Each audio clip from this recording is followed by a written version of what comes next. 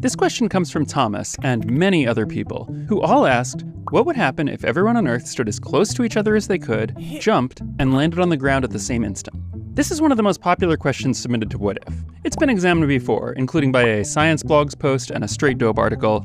They cover the physics pretty well. However, they don't tell the whole story. At the start of the scenario, the entirety of Earth's population has been magically transported together into one place. This crowd takes up an area the size of Rhode Island. In fact, let's assume we, are actually in Rhode Island. At the stroke of noon, everyone jumps.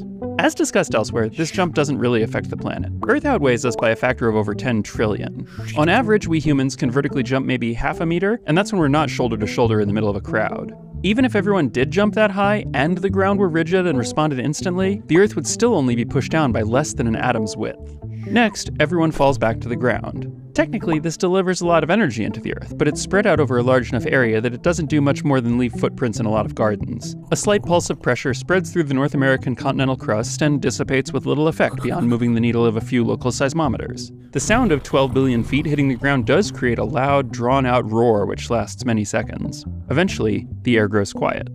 Seconds pass. Everyone looks around. There are a lot of uncomfortable glances. Someone coughs. A cell phone comes out of a pocket. Within seconds, the rest of the world's 7 billion phones follow. All of them, even those compatible with the region's towers, are displaying some version of no signal. The cell networks have all collapsed under the unprecedented load. Outside Rhode Island, abandoned machinery begins grinding to a halt. Airplanes drift through the skies on autopilot trajectories. Food starts burning on abandoned kitchen stoves. Soccer balls complete their trajectories into now vacant goals. And empty playground swings gradually drift to a halt. Back in Rhode Island, people, many people, begin to wonder, how do we get everyone home? The T.F. Green Airport in Warwick, Rhode Island handles a few thousand passengers a day. I just flew out of there. They have the nicest bathrooms of any airport I've ever seen. Very impressive. This is not part of the recording.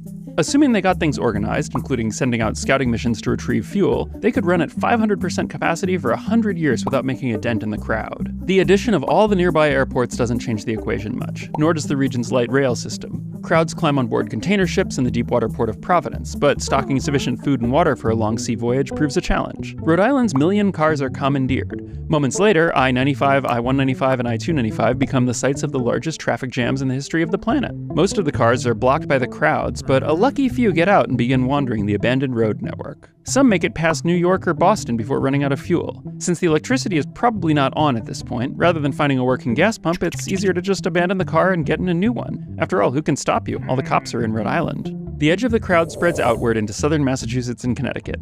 Any two people who meet are unlikely to have a language in common, and almost nobody knows the area. Even if people cooperate, everyone is hungry and thirsty. Grocery stores are immediately emptied and woefully insufficient. Fresh water is hard to come by, and there's no efficient system for distributing it. Sanitation is a disaster, and healthcare infrastructure non-existent. Within weeks, Rhode Island is a graveyard of billions, including most of the people who submitted this question, probably you and me too.